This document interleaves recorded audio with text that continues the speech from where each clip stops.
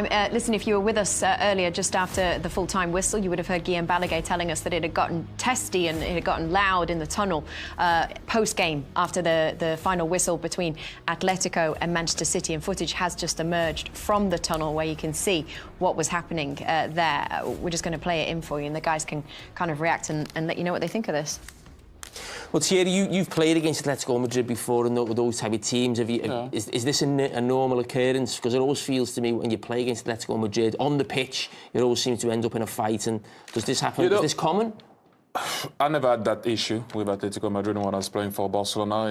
It never happened. But that game reminds me, I don't know if you guys remember that, Valencia-Inter in the Champions League. I don't know if you remember when Zlatan was running and leaving the field. I don't know if you remember that tie. But no, I never had that issue with Atletico. But as you saw, it was always going to happen, unfortunately, and the Commission is going to have to deal with what we just saw here.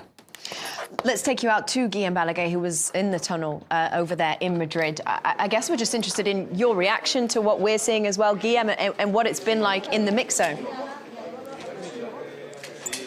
It sounded like what we've seen when we spoke earlier. It was first Savic exchanging words with Grealish, and then Brasilico going absolutely mental and throwing things around, I think even spitting. And we're not sure exactly against. It was Walker there involved in the other side. From the City point of view, they will tell you this is Atletico Madrid. From the Atletico point of view, what you hear actually is that, well, there's so many accusations about dark arts, about wasting time, about doing the wrong thing, and then you go and do it as well. So the tension was very obvious from the beginning. The managers controlled it in the preview to the game, but then it all went just crazy. So UEFA will take a note, of course, and will act on what happened on the pitch at the end of the game, and certainly what happened in the tunnel at the end. Did Atletico players come out and give interviews to the press?